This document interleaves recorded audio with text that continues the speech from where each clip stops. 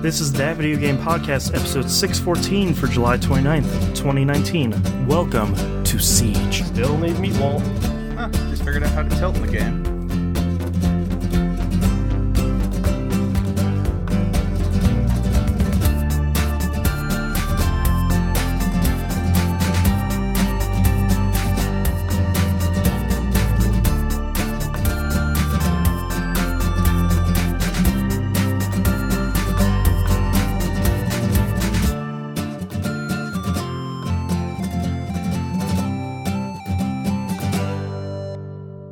Welcome back to another episode of That Video Game Podcast. I'm your host, Boston. Joining me as always is Moonpeer. Hello.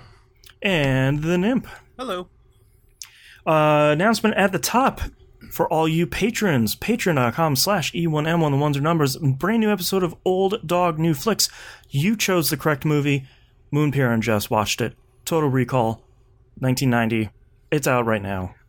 Go listen to it at the $5 or up tier, which is the tier you should be a part of anyways, because that means you get all the good stuff. Yep. And all of it is good. Brace yourself.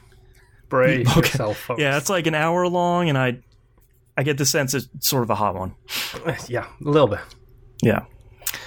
If you are not a patron, out on the public feed, Old Dog New Flicks is out right now for Back to the Future.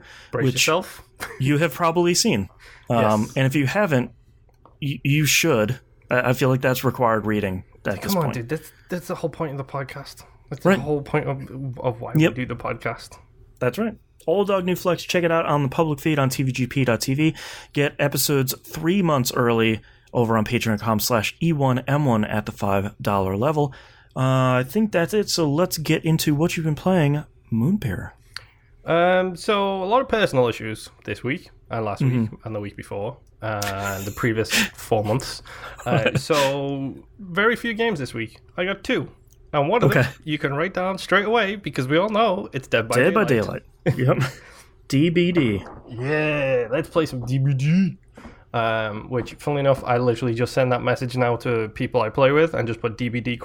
And then get party invites. It's great. It's kind of my game. It's amazing.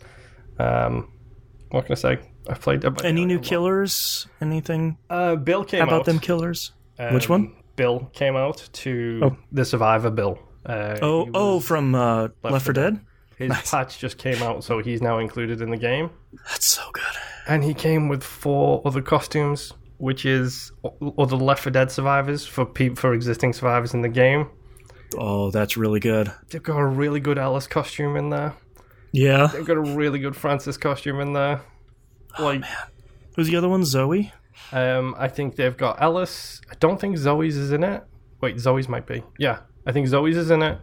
Alice is in it. Francis is in it. And it's been so long I don't remember the 4th person's name. But there's 8 technically, dude, because there's 2 sets of 4 survivors. Come on. That's right. And Alice is in Left 4 Dead 2. Oh, okay. But no, all I remember is Pills here. Yeah, Pill's here. So long since Bill. I played those games. Bill's his name. Yes, that's Lewis. Bill is the survivor who is included in the game now. Oh, okay. He feels a little cheap because his perks are just reissues of existing perks in the game, except now they belong to him. So it's like, whatever, fine. It's an additional survivor. I can get another adept achievement. Whatever. Hopefully it'll get more people to play Left 4 Dead. Well, hopefully. It won't. Because Dead by Daylight is the new jam. That's right. Until whatever Turtle Rock is making that... What was the name? All for One? All for Dead? Whatever. Something. Whatever their new game is. Yeah, we'll see if it's any good. Yeah. But no, I played a whole bunch of Dead by Daylight. I did a whole bunch of dailies. I got a whole bunch of blood points. I'm like 5 levels away from hitting the level cap again within 3 weeks. So one more Dead by Friday. One more Dead by Friday, maybe a Dead by Tuesday, Wednesday, Thursday, Sunday. Whatever. Yeah. It's Dead by Daylight. Hit me up. Send me a message. Play the game with me. Moonpear on Xbox Live. I don't care. I know a friend of the show, Mackie, talked about it recently on No Quarters and seemed to get a whole bunch of interest from those guys over there. Not going to lie. I really want all 4 of them to play and me to go in there and slaughter them like the little sheep they are. I want a trial But with by love. fire. Except it's a trial by blood, because I want to cover them in their own blood and make them suffer for it. And then teach them how to play it correctly, of course. I feel like this is going to be Exhibit A in some trial. The defendant said, I'll cover them in their own blood like the sheep they are. Mm-hmm. It's like, that's out of context, yes. Your Honor. Context is everything these days. Yeah. Come on, it's just a drinking move, and we all know that. It's something to do while you're drinking. It's a cocktail. It's called Cover Them in Their Own Blood. It's got a whole bunch of tomato sauce in there. It's like a Bloody Mary, except it's a Bloody Mackie. Come on, we all know that. Sorry, Mackie. So yeah, Dead by Daylight, I played a little bit of that. It's on Game Pass. I played a lot of that. Yeah. I played too much Dead by Daylight. Like, I genuinely... It's your comfort food, man. It's so easy to just go in, and even if I have really crap rounds, like, it's fine. Still earning those blood points. I don't care. I've got items to burn and items I need to use at this point. And now I'm at the point where I'm just experimenting with all the extra rare things I've got, because I've got no way to use them otherwise. So it's like, whatever. Right. I'm just gonna play it and see what happens. Still trying to rank tank my killers. I need to get down low so I can get those sweet achievements. Which technically is something I don't like doing. I don't like being like Smurf accounts or any of that stuff. It really annoys me. But I want them Chivos. I will get them Chivos. And if I have to get myself down to rank 20 as a killer to get them Chivos, I will do it. I will do what I need to do as a killer. 100%. Yeah. Really, really not a good thing to talk about in a public forum. This game implicates me in the worst kind of behavior, and that's kind of terrible. I'd like to present Exhibit B, Your Honor. Yes. Just a product of the media. That's right. That's right. These millennials just killing people. Jeez. So, about the whole violence in video games thing, okay. there's totally no link there, you know? Nah, it should be fine. But no, Dead by Daylight. Keep playing it. Keep saying it. Keep playing it. Join it. Moon PIR on Xbox Live. Exactly. Moon PIR. Yes. Same as you see here, roughly. Right below you. Here. Yep. Somewhere. Or there-ish, yeah, on live stream. Second game and last game this week, because no time, paperwork, things, lots of stuff going on. Snake Pass. Oh, yeah. I got to the hard levels. Oh, no. That was fast. Yeah. The second set of levels, to be precise. Okay. Now there is spinning platforms, and spinning platforms that you have to climb up at the same time. No. Not terribly hard right now, because there is safety nets underneath me in the ground, so that's good. Mm-hmm. But I know there is late levels where there is no ground underneath you, so that's fun. Just the molten core of the earth. Yeah, exactly. Yeah. Right now I'm on the level where there is an achievement for completing the entire level without touching water. 50% of the level is bloody water. Yeah, that's not easy. Not Dead by Daylight bloody water. More no, just British bloody water. British bloody water, yes. So there is a path to take. It's difficult to do, but I need to get that achievement before I can move on, because it's me, you know? Right. So I'm doing my best to make it through that. I'll probably get that over the next couple of days and then just continue cruising through the game. You know, it's dumb. It's fun. Once you get a hang of it, like, the controls are actually really intuitive for just wrapping your snake around something and, like, moving your way along. So the Blue Sky game, most importantly. It's kind of super Blue Sky, and right now I need the bright, fluffy colors, you know, and I don't really want to go down the collectathon that is ukulele or anything like that. Or like you want to go back down the rabbit hole and fire up Viva Pinata. No, we don't talk about Viva Pinata. Right. We've kicked that habit. Yes, we kicked that habit. I'm pretty sure we have all of the achievements in both Viva Pinata games. Thank you very much. That's intense. We cannot. You have completed them. Yes, we can't sully these gamer tags with Viva Pinata anymore. We need to avoid that stuff. Don't darken my doorstep with Viva Pinata. Oh, they're so good though, dude. I know. Part of Game Pass, I think. I believe so. How about Viva Pinata Scorpio Edition? Right. Put a 3 on the end of that and make a new one. Like, just give me something. I have a better idea. Viva Pinata Scarlet Edition. 8K pinatas. 8K grass, ray tracing on worms. That game with ray tracing would be insane. It would because it has a day-night cycle as well. It would be really good. Watch that be like the graphical showpieces, not the new Forza. Put that down. Not the new Viva Halo. Pinata. Yeah, not the new Halo. That looks like trash. Viva Pinata 3. Dude, Look you at know how the paper renders in the air. And Yeah, exactly how it flutters. how much intense would that be on ray tracing though, to have all that paper, like little flaps things? I really want it now. Yeah, exactly. I'm already gonna buy both consoles when they come out. But that would get me to buy the console and Viva Pinata day one. Well, you're Viva Pinata Special Edition. Dude, you've got Game Pass, so you wouldn't need to buy Viva Pinata. Oh my god. It's music to my ears. See? Because you know those consoles are going to be stupid expensive. Both of them. Obviously. It's I'm already setting aside money because I'm assuming I'm going to need $1,200 total between both consoles. I'm hoping that's the high end, but yes. Me too. I'm hoping max they're $500 a piece. I'm expecting 6 for at least one of them, and let's face it, it's probably going to be the Xbox. Yeah, But having said that, Sony is on a good cycle right now, so Sony could also always PlayStation 3 this and go like, it's $1,200. Right, it's like, Get 3 jobs. No. What have you done? And that's when everyone goes PC gaming. That's right. I'll just buy a PC. Never mind. But no, Snake Pass, it's just it reminds me of this stupid pinball game, Yoku's Island Express. It's a small game that's got a unique control scheme that is weird at first, but feels right when you get used to it. Very focused. Just chill. Like it's just kind of chill until you do stupid things like go for achievements like I do. Right. You're not saving the world. No evil demon. Technically, I am saving the world, but I'm saving the world of the Snake Pass people. There you go. And I Snake didn't World. realize how bad their actual... No, they have the 4 realms, like earth, air, water, fire, whatever. Mm-hmm. I didn't realize how stupid their naming conventions were when I completed the ground. Like I think I said, I completed the earth world. Right. And the game gave me an achievement. It's like, oh, you received a gift from the Earth God or whatever. Ooh. His name was Baldur. Oh my god. Boo!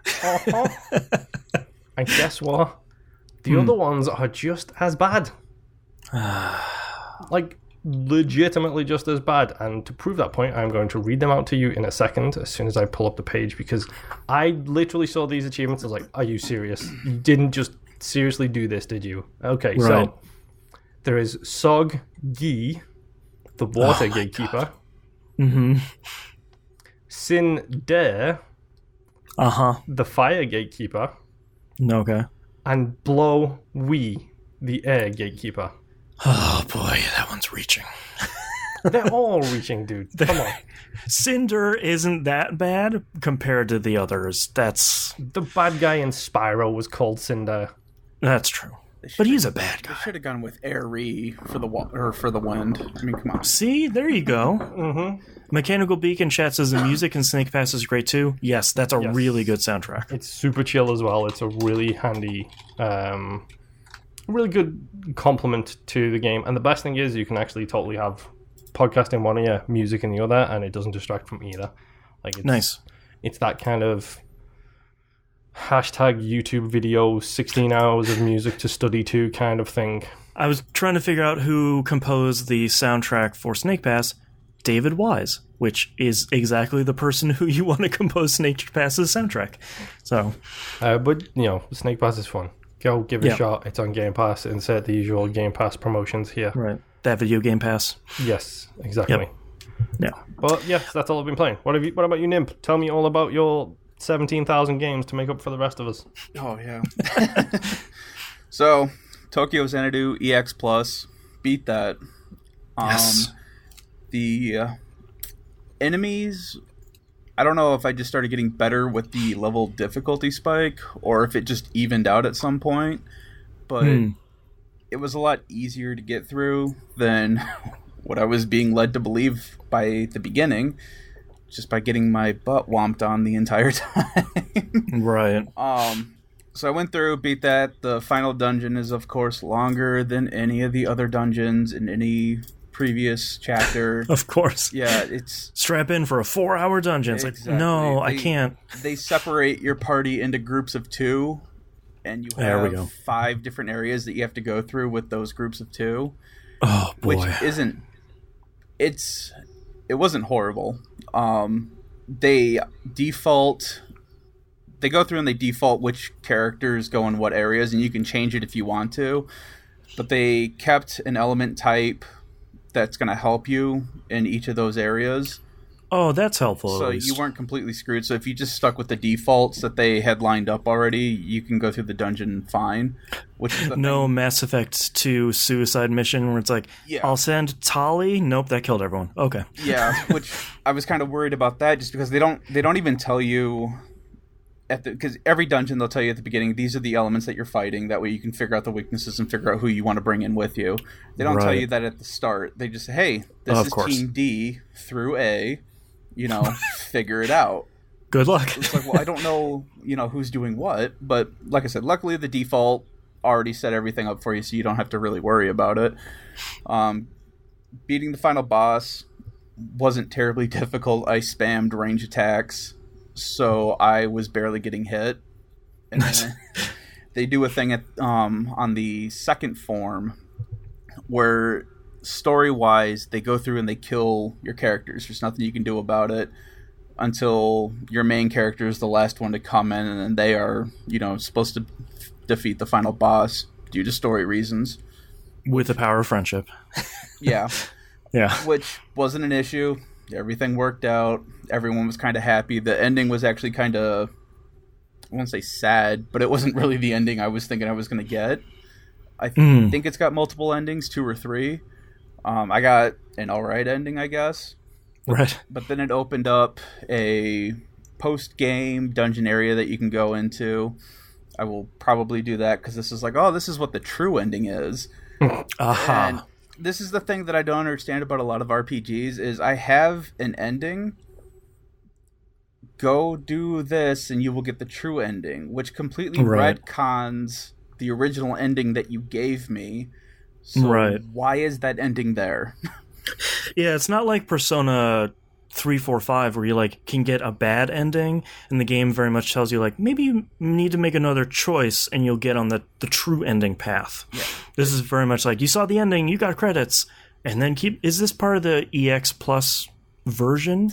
I don't know if this is... I know there is an extra chapter, but I was under the assumption that you were going to be following this character called the White Shroud. Mm-hmm. I was under the impression that there was an extra chapter just focusing on that character at the end to kind of help fill you in on things. Right. But this may be it. I don't really know. Yeah. But yeah, the retconning is to the point of Fallout 3, where you did this thing and, oops, no, that didn't happen. Well, this is happening now. We're just kidding. The story changed. Yeah. Mm-hmm.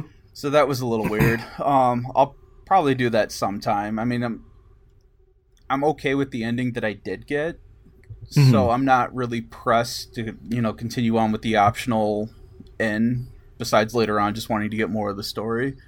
Right. But yes, the power of friendship prevailed, and there's unicorns and rainbows again. So it's a cool anime song at the end. Yeah. Yep. Played more Ys 8, didn't really do a whole lot worth talking about, except for saying I played more. I'm kind of back into the exploring of it again, so probably another 2 hours and I'll have a story element to talk about, but still pretty fun. Valkyria Chronicles 4, completed another chapter in that. Took way longer than I should have again. But I finally hit a story beat where they do background on a character. There's a character that you get at the beginning of the game called Kai, and you are led to believe that Kai was male at one point and is now female. Okay. But you're never told why. And you don't, at least I was not led to believe that this was like a transsexual, operation type thing or anything like that. It's just all of a sudden there was this guy named Kai. Now you have this woman named Kai. And that's it. You're not told anything else about it. So I finally started getting the background to that and figuring out what had happened. So I got to finish the battle scene for that. It was kind of a side chapter thing that they give you.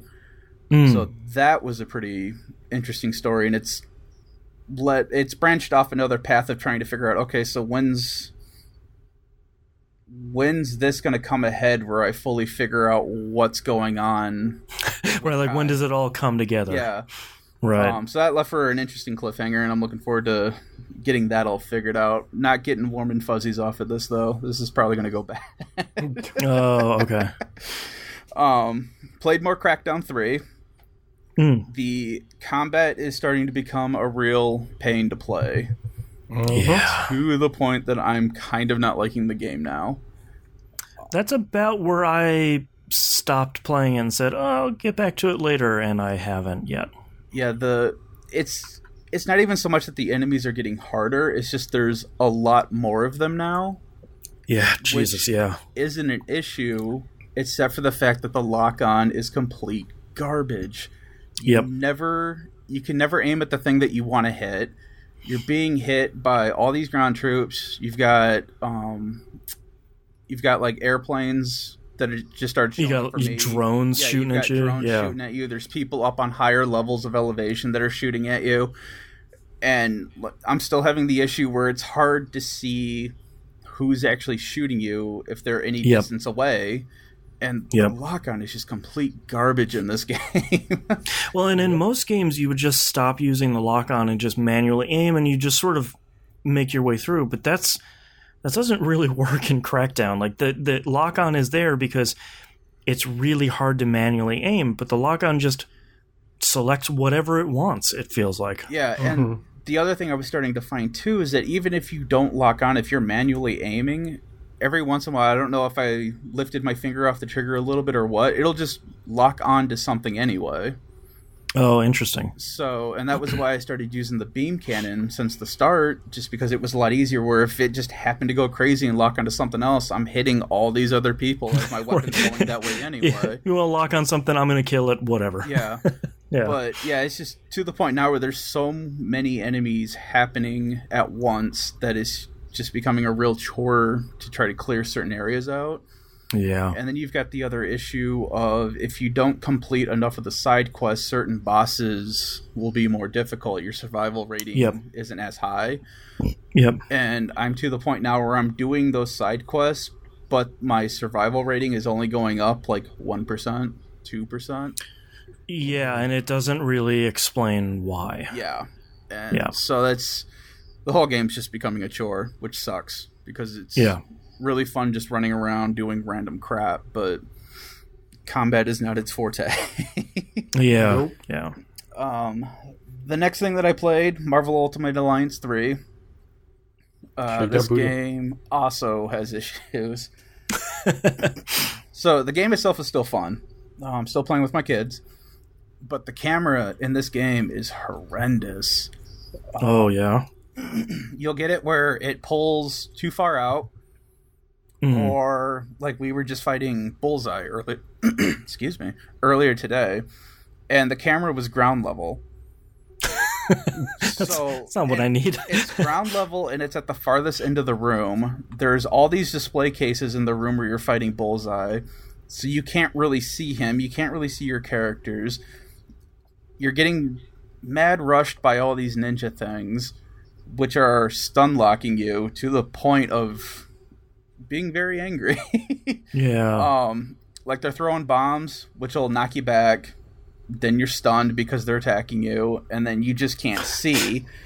So yeah, that's been a real pain. The camera is not helping. Like we're still losing where our characters are at in the world as we're playing, because the camera is just so far back. Either it's too high up, or it's at a weird angle, or something, or it just randomly shifts to what it deems to be the better angle, but it's throwing everybody off. Right. I've seen a couple of like videos and GIFs of this, and I think I mentioned this on Dead by Friday, but it looks to me like it's Lakitu after he's taken LSD. Like, right, he's just going wherever he wants. Insane. Yeah. And then we're also having issues with the Joy-Cons, which are not helping. Oh, do we have the drift? No, it's not even the drift. It's just we're having random disconnects where weird. we're playing fine and all of a sudden it's just not registering a Joy-Con. And it's just the Joy-Cons. The Pro Controller is working fine. Right. But we were fighting Bullseye again. My son was playing as Deadpool. He was using the other half of the Joy-Con. My daughter was using the Pro Controller this time. And his just randomly disconnected. Meanwhile, he's sitting there saying, hey, Deadpool's not doing what I want him to do. He's not fighting. He's not jumping. So then I had to go back in, reset the co-op, re-register all 3 controllers, and it got it to work. But I don't know what's going on. I didn't have this many issues with the Joy-Con. I'm not saying it's the game, but I never noticed these issues before too bad. The drift, yes, from other games that I had played earlier in the year, but I don't know if it's just... I don't know what's going on with Nintendo. Yeah, those Joy-Cons something weird's going on. Yeah, and it doesn't help that they're stupid expensive. Yeah, it's not like you can just go out and buy another set. It's like, yeah, you can do that for $80. It's like, that's not gonna happen. $80 for one. Yeah, it's like, that's not gonna work. And especially since the new ones still have the issues. So it's like, I'm not gonna buy that. Right. Whatever. Last game that I have, I picked up Rainbow Six Siege. Hey. Which I have to apologize to Bearded Lady because I was going to play with her Saturday night. My family watched a movie. We started at 5. And next thing I know, my house is dark and it's 1 a.m. because apparently I fell asleep. Yep. So good. So sorry about that. It happens to all of us. Hey, at least you didn't join a party and then do it like friend of the show T-Bomb Rocks does all the time. So I started playing that Friday. I'd won a free Xbox gift card thing for like $10, and Siege is on sale right now for $15, I think. So nice. I've been wanting to play a shooter for a while. Almost out of picking up Call of Duty, but I haven't played one of those since, I don't know, Black Ops 1, Black Ops 2 maybe, years ago. You're probably still good. Maybe. So I decided to go the Siege route because I had read online that you can buy all the DLC content with in-game credits.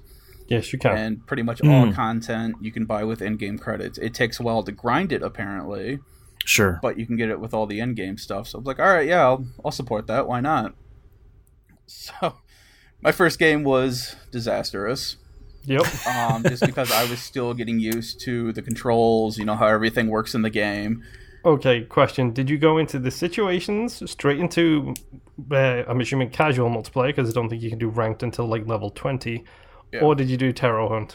I did a multiplayer newbie match, just because I watched, what was it, like 3 of the videos or whatever that they had for the tutorial. Oh, okay. And I'm like, all right, cool. Yeah, this is pretty much what I remembered Vegas 2 being, way back on the 360. Yeah, that was a good game. Yeah, I love those games, which was the other reason I wanted to buy this. So I watched the videos, went into the match, and mostly my issue was just trying to figure out the controls. Like right now, I still don't know how to do the tilt, look. Oh, like the lean? Yeah. Okay, that's simple. Look down sights, right stick and left stick click in. Oh, okay. There we go. When you're looking down the sights, it's the click, click, click thing. Wow. So there's still some things that I didn't get, and I was going slow because I knew that I was inexperienced and I didn't know what I was doing. Meanwhile, everyone else on my team is all gung-ho about, getting to the bomb. Tossing out drones, boarding up windows. Yeah. And I'm like, oh, that's really cool. And then figuring out how to board and break stuff. And I was the only one on my team still alive. Yep. Okay. And I think there was like 4 other enemies, because you can do, I think it's 5v5. Yep, it's 5v5 in multiplayer, yes. Yeah. So I think it was like 4 versus me, and I was playing as the rookie, which doesn't have any special equipment or anything really. Mm-hmm. And this one guy just pops around a corner and shoots me through a wall. Yep. Great. And Welcome to Siege. which was fine because I was like, oh, that's cool. I didn't know you could shoot through that wall. I just thought it was like drywall or, whatever. Right. So learn something from that. So I unlock Sledge, an attacker who has a sledgehammer. He is a very good starter attacker. He has an awesome shotgun. Nice. And so I played my next match. Started going real slow again. And now I can tell I'm louder because he's got, I think he's got jump, 2 out of 3 armor class or something like that. So if you run, everyone can hear you. So I'm crouched down, walking forward. The map that I had played my first round, I'd gotten a feel for where everything was at. The bombs were in the same place that we were defending last time. It's like, all right, cool. I know where they're at. I know where to go. So I started going that way. Everyone went a different direction. I don't know why we were all heading in the same direction, and then everyone just dispersed. All right, fine, whatever. I guess I'll keep doing my thing. So I'm a wall away from where the bombs are at, and all of a sudden I hear grenades going off. There's gunfire everywhere, and I accidentally smashed a wall with my sledgehammer because I hit the wrong button. I'm like, oh, okay, cool. Now I have this hole to shoot through, and there's a guy who's looking right at me on the other side of this hole. So I shoot him with my shotgun. I was like, all right, cool. All's good. I can see the bomb, and all of a sudden 3 more guys come at me. I'm like, oh, crap. So I go to throw a grenade. That went poorly because I didn't aim for the hole in the wall. So then I had to run out of the room before it went off. Managed to accomplish that. I have a bigger hole in the wall so I can see what's going on. And I'm just waylaying with the shotgun and end up winning the match. Hey. All right, cool. That's a quick turnaround for second game. Yeah. But there's a lot to learn. I'm enjoying it. There's a lot of stuff that I'm still figuring out and that I'm seeing other people do. I'm kind of scared to start playing as other classes just because there's so many different skills that each operator has. Right. And it's all different between attack, defending. Like I play as Castle all the time for the defending right now just because of the extra stuff that he can do. Mm-hmm. And just running around with his submachine gun, I've been able to hold my own. So it's pretty fun. When you first start playing that game, it's always best as well to play basically the set and forget kind of people. Specifically on defense, the set and forget is the way to go because it's people who have things that you put down, you're done, that's down, you don't have to think about it again, you can go and take care of killing people. Like, there's people like Caviera. So Caviera's a defender, but she's a defender who specializes in roaming. So you have to go out and about and find somebody to use her special ability. You need to be good at roaming the area and finding someone vulnerable. And then there's people like Frost, who literally put bear traps on the floor, and then you can just run away. So that's like a set and forget versus a very active kind of thing. So starting with Sledge is pretty good because he's a solid attacker. He's nothing special and he's nothing complicated. That's the key thing. He was my first attacker as well because he's like literally you put great big holes in walls. Like, right. Huge holes in the walls. And that's always fun. Yes. And honestly, you'll get used to it. Like the general thing is as soon as you get used to everyone's special ability, then you'll be fine. And then learning the keys, like someone's hacking your phone, I believe means stand still. Yeah. Because if you move when your phone is getting hacked, you get detected. So you stand still, you de-hack your phone, and you're fine. Well, and a lot of the thing that I like playing with Castle is that he reinforces walls, all kinds of stuff. So I'm putting barricades up everywhere as a defender, to the point that I've probably annoyed a lot of people because I'm like, oh, there's this big gaping hole that needs to be covered, and then somebody will come up behind me and just blow it up and be like, no, we have to go through here. It's like, fine, whatever. And then reinforcing, because you can reinforce walls so that way they can't be broken through. Mm-hmm. And I'll have those things up everywhere, and then I'll just kind of camp out in a given area and wait for everyone to come to me. And you get certain people who, as a defender, will just run out and start looking for people. Yep. I might get to that point at some point, but I'm not there yet because I'm still figuring the maps out and everything.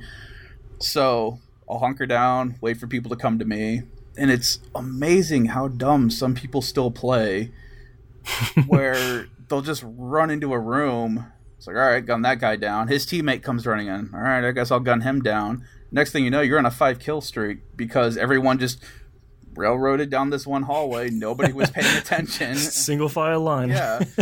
Oh, okay. So yeah, looking forward to playing more of that. And that was my last game. I also didn't have a lot of time to play stuff this week. Real quick note about Destiny 2.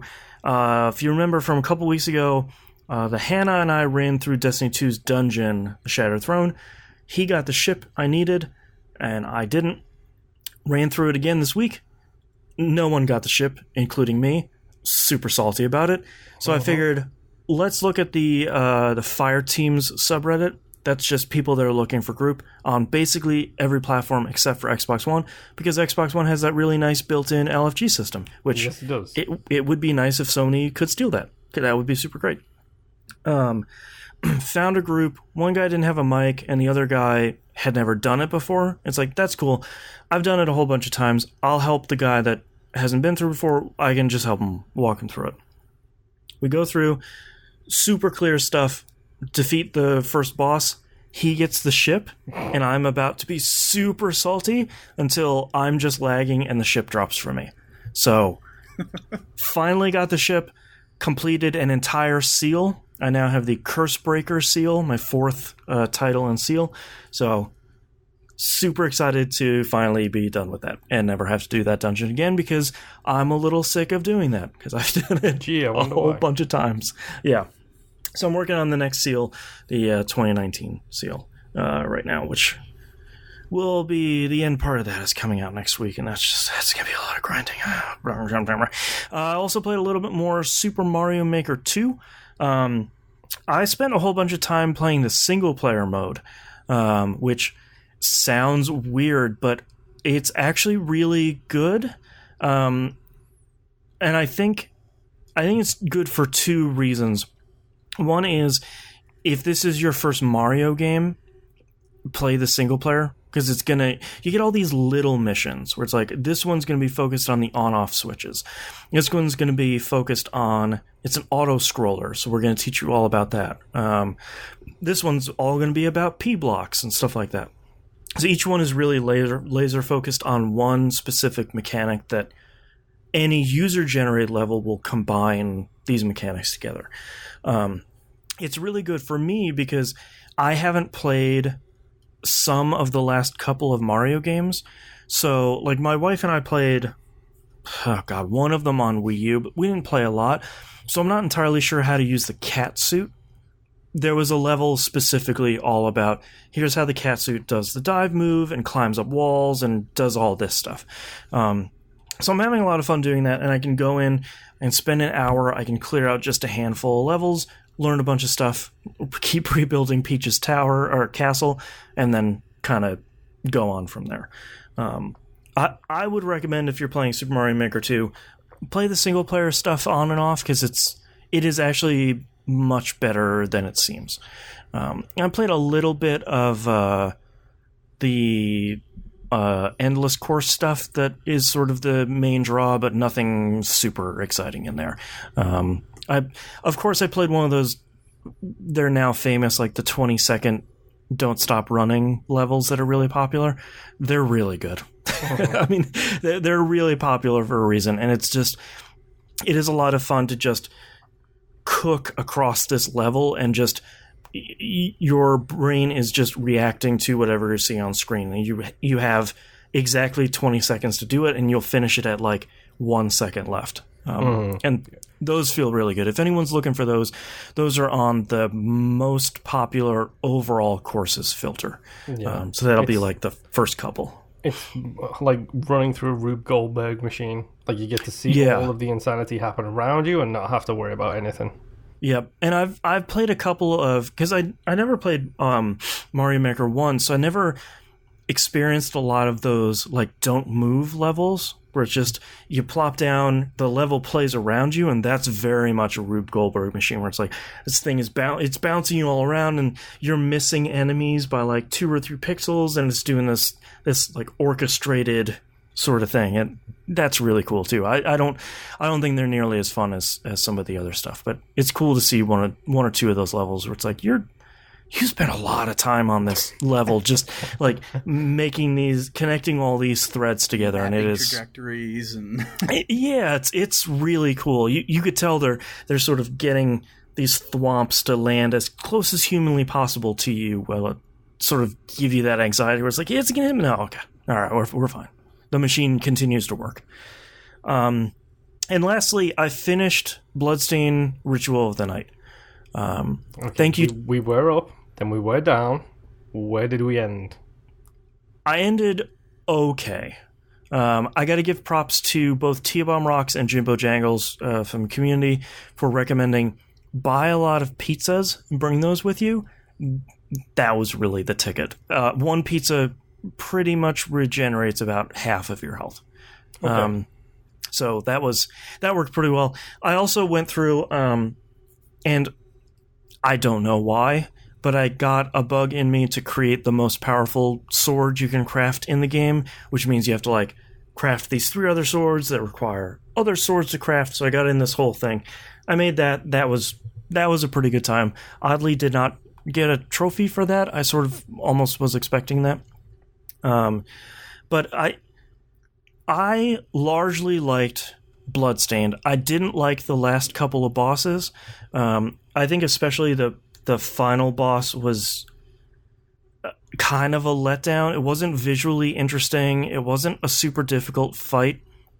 And there weren't really any interesting mechanics to it. And it was fine. The boss right before it, because it's like a 1-2 punch boss where you fight there's one boss and then you get sent somewhere else and you fight the final boss immediately. It was fine. I think I was thinking about going and getting the platinum because I thought, well, I am interested in exploring 100% of the castle. But when I looked at my completion, I was at like 96 point something %. And all the rest of the stuff I have to explore in the castle is like corners of large rooms. And that's not as interesting to me as like, here's a brand new secret area. I already found the secret area. Here's like a brand new giant optional area. So I'm putting it down for now. Because they're talking about putting out additional modes in the future and DLC and stuff like that. So I'll probably come back to it then, but I thought it was good. I feel like I will probably warm up to it if I play it again in the future. And I think part of my frustration with it is its largest selling point, which is it's Symphony of the Night 2. Mm-hmm. And I think that's largely good, but I think it's too similar to it. And I think, minor spoilers, without the benefit of having a second castle or an upside down castle or something, I feel like there's not that huge change to the game like we saw in Order of Ecclesia with the second castle, where it's like, all right, cool, that was a really good game. Whoops, I'm sorry, we're starting an entirely different and larger area than we just cleared. Yeah. That sort of stuff. Like that's fine. No, but wait, there's more moment. Right, and the but wait, there's more moment is a skill that's interesting, but it doesn't really revolutionize it doesn't revolutionize the castle you've already played. It just allows you to explore like 10% more. Yeah. And it allows you to sort of cheese some of the bosses. Out of curiosity, just random aside here, fan of the show Moonpier has a question here, which is, yes, what is your favorite but wait, there's more moment?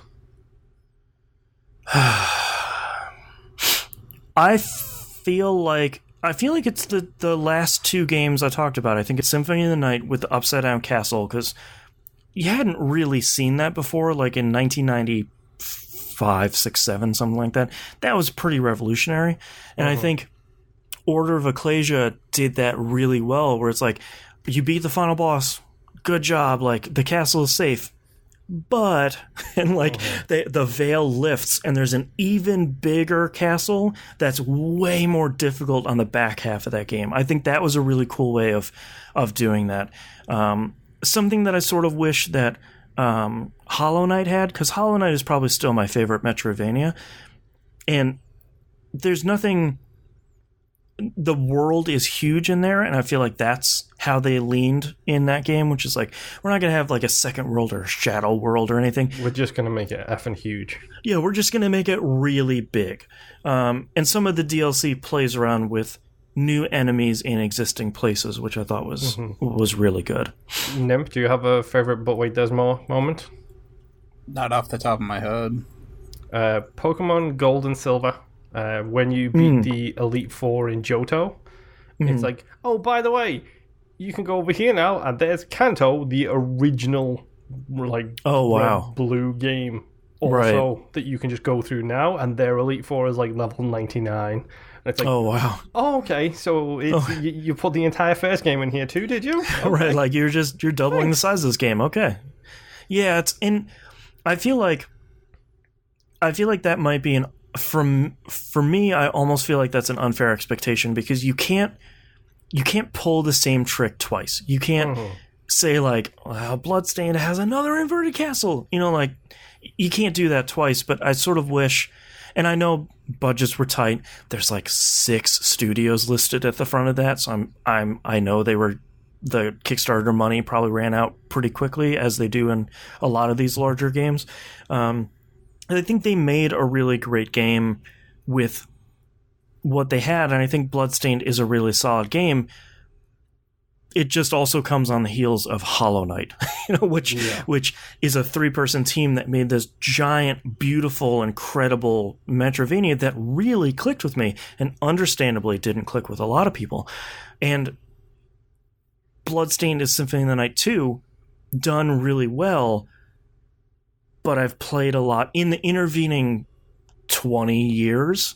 There have been a lot of really great Metroidvanias, like Axe Inverge that we played, which took all the standard expectations you have for a Metroidvania and tweaked to those a little bit. Where it's like, you don't get a double jump, you get this super high jump. You don't get a missile to break through walls. You just phase through walls, and you get this drone. Like. It was a lot different, and I think Bloodstained is really good, and I think Bloodstained would have been really much better if everyone would have stopped talking. There's way too much story in this game, and it was really in love with its own story, and there's a bad guy, there's another bad guy, you're a good guy, explore the castle. Like, that's all you need.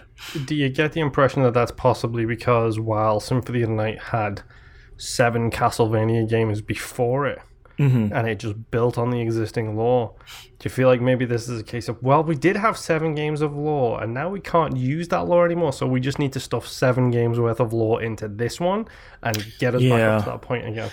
Well, and I also feel like they were sort of over-explaining some of the lore. Like, you run across these bookshelves in the world they're basically audio logs that you see in all these games, where it's a little bit like, December 5th, 1535, my experiment started, blah, blah, blah.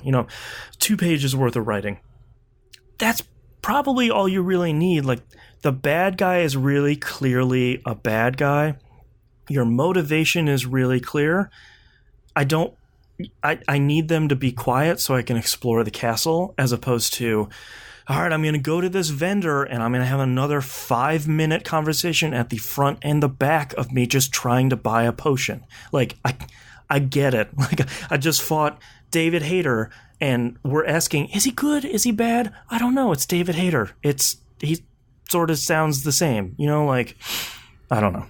Bloodstained, I think, is good. I still struggle with the price, because $40 is a lot of money. And I think if you're going to go for 100%, if you're going to go for platinum, I think there's a lot there. If you're just going to get the ending and you're not going to play New Game Plus or anything like that, $40 seems very much like the value proposition from Tetris Effect. Where it's like, if you just want to play Tetris, $40 is a lot of money to ask for. But if you have VR and you're going to go through all the modes and you're going to try and you're going to play online and all this stuff, $40 seems like a great value. Sort of the same with Bloodstained, where it's like $40 is a lot, and Symphony of Night is not a lot of money on a lot of platforms. So yes. I don't know. It's tough for me to say, like, avoid it for the price or 100% get it. If you have wanted to play it, you're probably already playing it now, and you've finished it faster than I did. Because I think my total time was like 15 hours. So it's not super detailed. But again, that's without me doing New Game Plus or anything. And I think I got like 68, 70% of the shards from the enemies. So I did okay. But yeah, Bloodstained is good. It'll probably be in my top 10 list this year because I don't know if I have played and finished 10 games this year. But I think it would show up in my top 10 either way because it's a solid game. And I'm struggling with not loving it and not hating it. No, I mean, it happens. Yeah, it was solid. But that's all I've been playing this week, so let's take a break.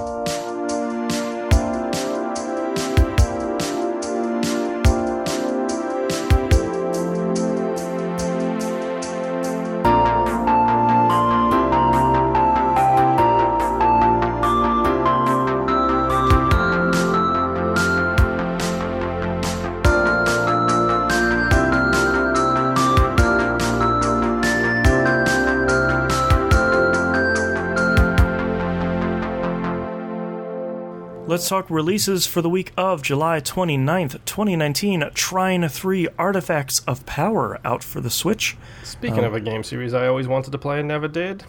Yeah, I think now all three are out on Switch. And I would really like to play those games, but I would really like to play them co-op. Yes, me too. But it's also a puzzle platformer, so I will never be able to play that with my wife. Oh, okay. Well, that's a bummer. If it has the words puzzle and platformer next to each other, right, independently or together. Puzzle, she's 50-50. Sure. Platformer or puzzle platformer, she's hard pass every single time. Gotcha. This is like an SAT test. Puzzle is to platformer is to puzzle platformer.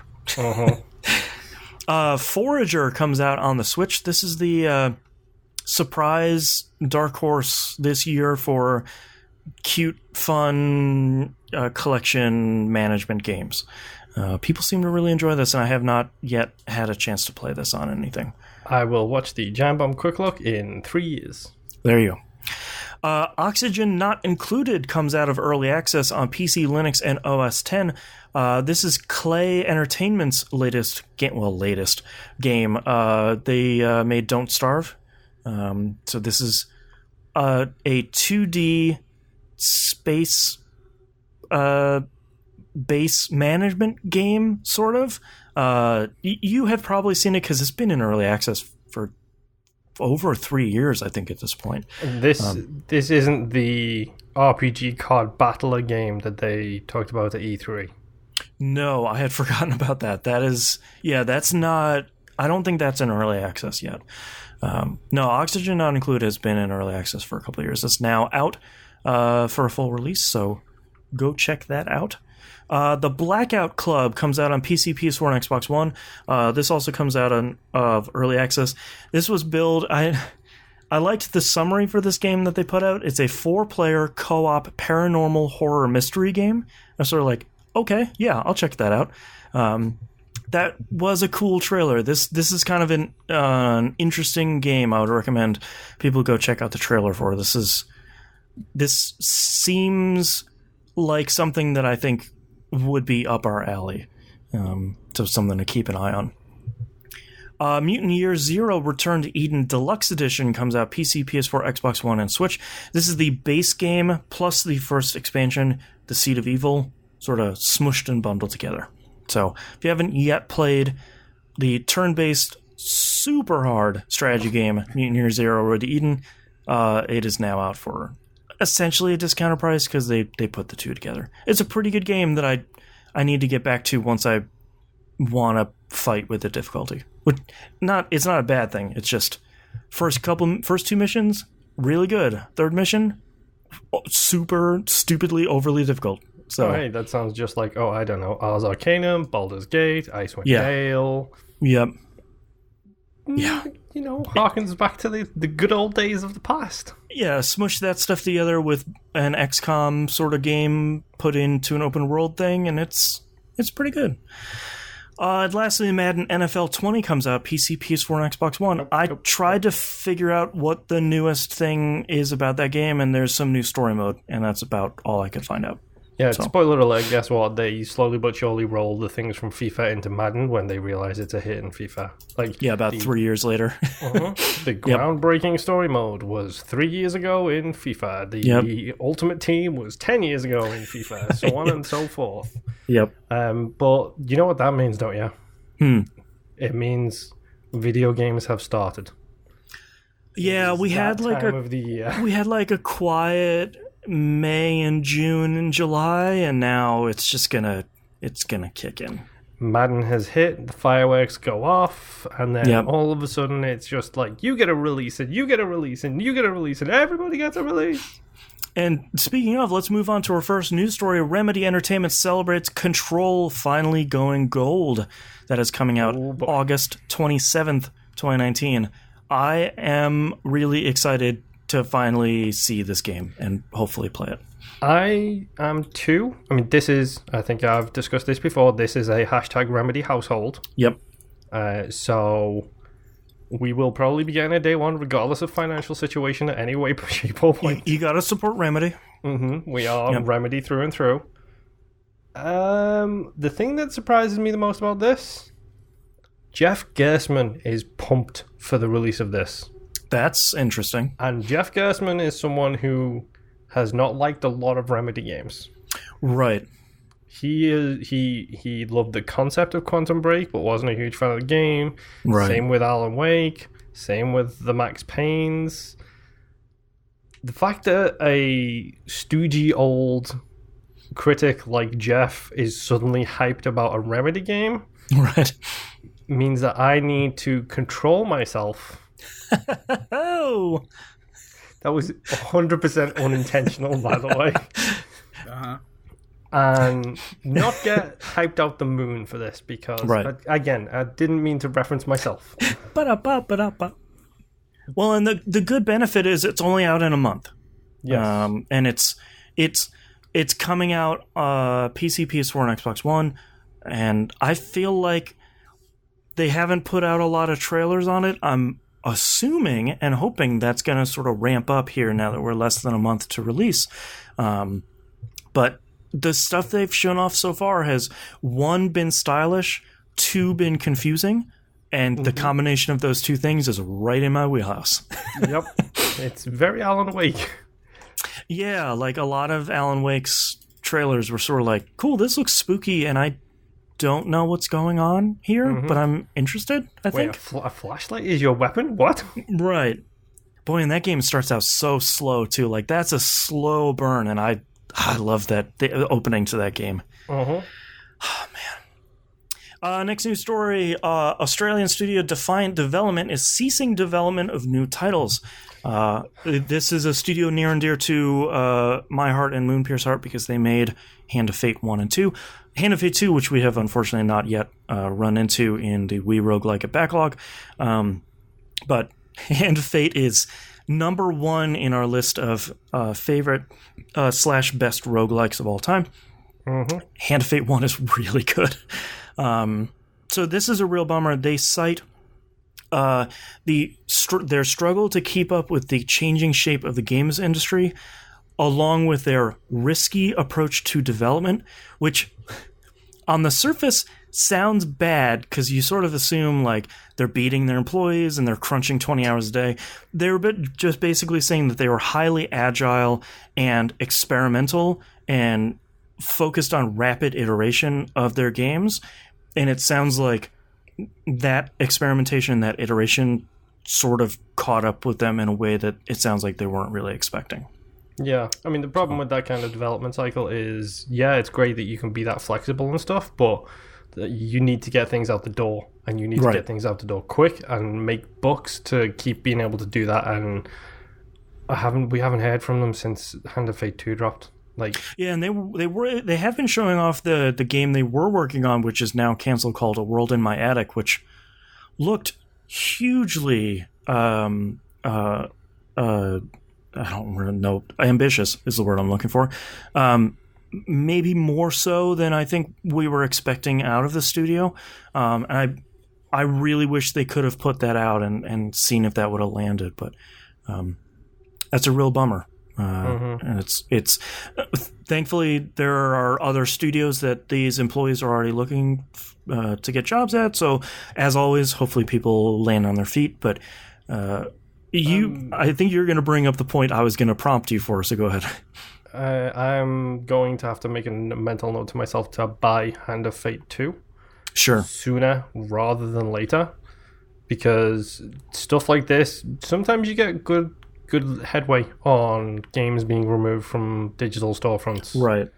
Sometimes you get zero warning at all. Right. And they have said that they're keeping a skeleton crew for the foreseeable future to maintain current titles, so that leaves me with a little bit of optimism. But yeah, I would agree. If you're looking to scoop up Hand of Fate 1 and 2, maybe now is the time. Yeah. So, next news story here. We're talking about Joy-Con drift earlier. Boy, were we. Nintendo has finally admitted to there being a problem, which is a great first step. They are also not their fault. They're not admitting liability. They're just admitting there may be an issue. Right. There's the gnomes who build the Joy-Cons sometimes make them drift. They are now offering to repair the Joy-Cons that have been affected with this issue for free. If you've already sent yours back for repair and you have paid, they're going to refund you that money. In Nintendo Shop points! Yay! God, probably. This seems awfully coincidental to a class action lawsuit that just got filed earlier this week about Joy-Con drift. Yeah, and according to the people who put forth that lawsuit, this is not changing anything with them, and they are still continuing to go forward with their lawsuit. Interesting. That is surprising.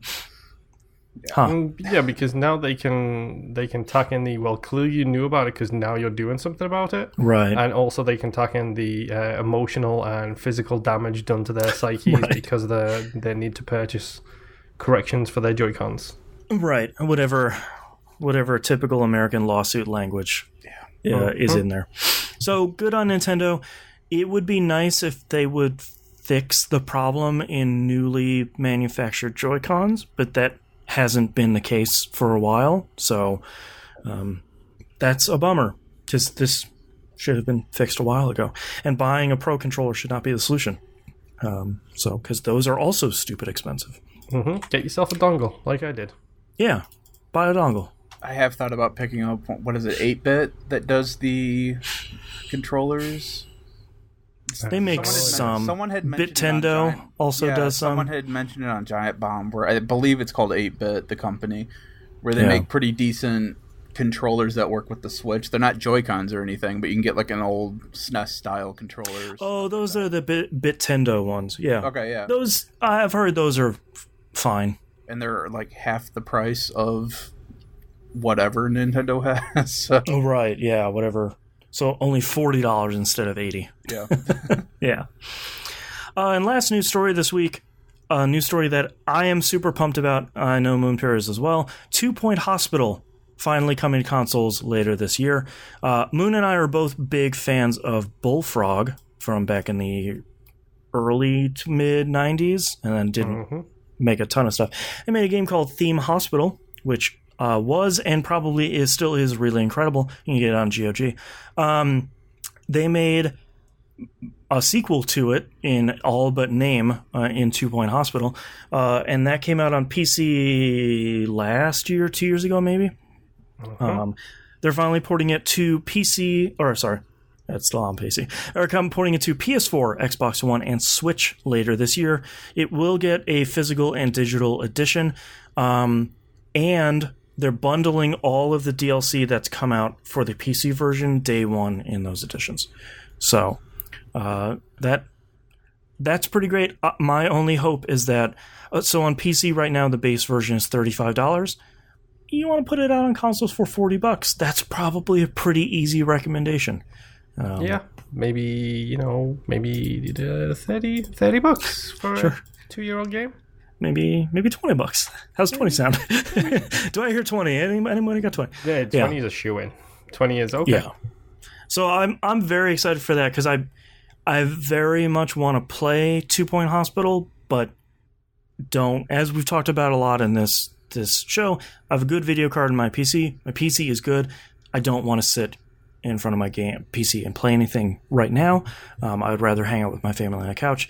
And if I'm in front of my PC, I'm probably working on stuff. So, like editing this show, which just takes longer and longer. And playing Orwell, which I need to finish because I'm really digging that game.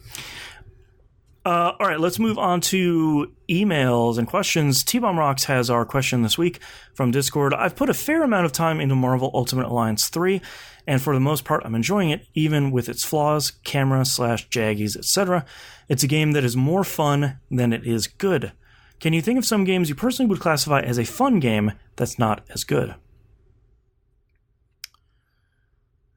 Marvel Ultimate Alliance 1 and 2?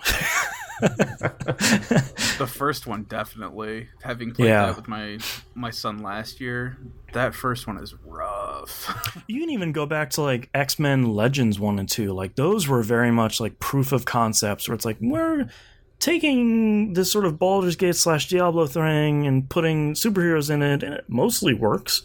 And when Ultimate Alliance 1 came out, I was like, all right, yeah, you're really figuring this formula out.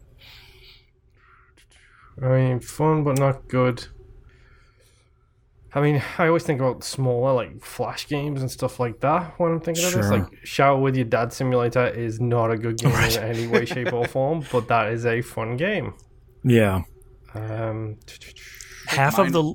Oh, go ahead. I think mine right now is Crackdown 3, where it was fun starting out, and now it's kind of just a pain. If you're not doing the story stuff, real fun. Yeah. Mm-hmm. For me, like half of the Lego games, like I really like playing them, and some of them are fine. I'm still having a good time, but it's like, this is not... Some of those are not your best work that's coming out here. They can't all be Lego Hobbit. Lego Hobbit is terrible, dude. I like it.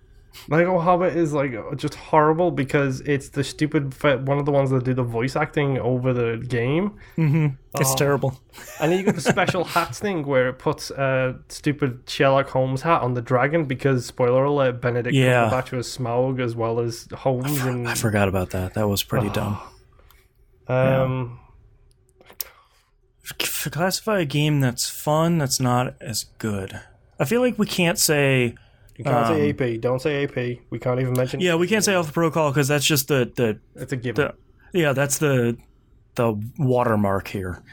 For me... Oh, go ahead. Oh, go ahead. Dungeon Siege 3 on the 360. Not a really great game. I played through that like 4 or 5 times because there was something about it that I really enjoyed. But it's not like the best of those games. For me, I feel like I'm a lot more selective in what I've been buying the last couple of years. I'm still buying a lot, but to the detriment of my wallet. Well, you may not be playing a lot. Yeah. But I guess right now I'm not taking as many chances as I used to when I had the free time. Now that I have more free time, I'm starting to dive back into games where it's like, oh, this could be interesting. Right. But everything that I own right now are kind of known quantities of, oh, no, this is a good game, or to me, it's a good game. So I haven't really fallen into that a whole lot recently. Well, there is one game that you and I have been playing this year, Nimp, the Technomancer. Yeah. Which is very much a game that I'm having fun with, but it's kind of not a good game. But you said no Alpha Protocol, so... Yeah, that's true. 2019's Alpha Protocol also doesn't count. I mean, for me, honestly, like I could probably look at my backlog of games. Like, let's go look at my game tag. Look at how many games I've played and some of the titles that you will not recognize. And like, I'm sure I have 1,000 pointed. Like at least 30 games that are good, fun but not good. Right. Sherlock Holmes and the Devil's Daughter is a really fun, stupid game that's not good in the slightest. Yeah, like, but it's one you genuinely enjoyed. Like, I'm sure I've done like at least 20, 30, maybe 50 of them out of my 320 completions. Mechanical Beacon chat says Vampire. That's a really, I can't believe I forgot about Vampire. Yeah, a good game, a fun game that is largely not playable during some combat scenarios. I think I look over Vampire just because I really enjoyed the lore, and that's what I remember about that game. Yep. And that stuff is stellar. I went right back to, combat sucks in that game. Yeah, but everything else is incredible. Yeah, I can't think of anything else recently. I've been sort of thinking I wish I could think of like a JRPG recently that has been good but not fun, because I feel like that happens to me a lot where I'm like, I'm the only one that really enjoys this. It's really not great. But the last one I really played was Dragon Quest XI, and that game is incredible. Well, even with like Tokyo Xanadu, I wouldn't say it's like a great game, but I mean it was good and I had fun with it. Yeah, it's not broken it's not in any way that I came to expecting this long, drawn-out, fleshed-out story or anything. It was exactly what I figured it was when I bought it. Right. Yeah, it's an anime. It's like a B-tier anime RPG. Yeah. The new Star Wars Battlefront, not 2, but the first one, that is not a good game, but oh boy, did I have a whole bunch of fun playing that thing. Yeah. Unfortunately, a real thin experience, but a lot of people had a lot of fun with that. Yeah, I don't know. I can't think of anything else right now. As soon as we're done recording, someone will be like, "Oh, this game," and I'm like, "Oh yeah, forgot all about that." Yeah. Thank you, T-Bomb Rocks, for sending in our question this week. That's our episode. Thank you very much for listening. If you'd like to visit us, you can do so at tvgp.tv. Everywhere to find and follow us is on the right-hand side of the page. We're now on Spotify is the one. Spotify, thank you. Oh, my brain is shutting down. We're on Spotify. Search for TVGP or That Video Game Podcast, and we're the third result for some reason. You can get us there, and almost all of the episodes are out. We are not legally allowed to put out Old Dog New Flicks on that platform, so you will have to find that elsewhere. Like on Patreon, patreon.com/E1M1. The ones are the numbers. Thank you. The $5 tier is the one you want to be at. It's going to get you the brand new episode of Old Dog New Flicks for 1990's Total Recall and all the early access to Dynamic Soundtrack. You get the Outcasts, which is all the stuff we talked about this week. Talk about my daughter watching a terrifying movie that I did not know was terrifying. That's exclusive for you, the Patreon, patreon.com/E1M1. Game Club, we're playing Orwell, Keeping an Eye on You. We still have like 3 weeks for that, with plenty of time. I've played that for a couple hours, and I'm almost ready to done, so it's not super long. And We Rogue Like It, we're finishing up this week with Void Bastards. If you haven't played that, you really should. It's on Game Pass for Xbox One and PC. We'll wrap up our coverage on that. We will figure out where it goes in the ranking, and we'll announce our next game, which I promise, again, for real, came up randomly. I promise. I have the receipts. I showed everyone. Looking kind of bad for you that you have to keep saying that after every selection. Random.org/lists. That's what I use, man. Hashtag interference in the elective process, please. Right. Thank you very much. I'll be ousted if you only have 2 selections in there. That's right. We have 107 in there now, I think it told us.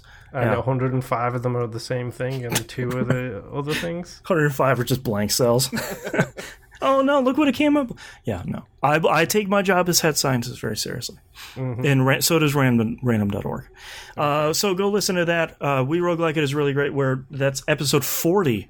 That's coming out this week for patrons. Get early access to that, and that's it. So we'll see you all next week. Bye. Bye. Bye-bye. Bye-bye. Bye-bye. Bye-bye. God, it's so hot in here. I'm Bye-bye. going to open the window. Sorry, listeners. Just have a window. Come on, dude. Oh, yeah. We That's glow the up. stuff. Stop That's being right. such a drama queen and just enjoy the glow. I'm gonna stop glowing up and start getting real greasy pretty soon. I don't think that's what people want to see. Glow, grease, tomato. Yeah, it's all. I have a healthy sheen. Yes. My coat looks fantastic. As long as I don't move, I can't feel the sweat beading on the back of my legs and stuff like that from sitting in a faux leather chair, which was So a you very can't clever feel the leather decision. ripping your legs. Right. Mhm. It's Good just thing I don't hugging wear you. shorts, because otherwise all you'd hear every week will be my just skin peeling off The it. top layer of skin.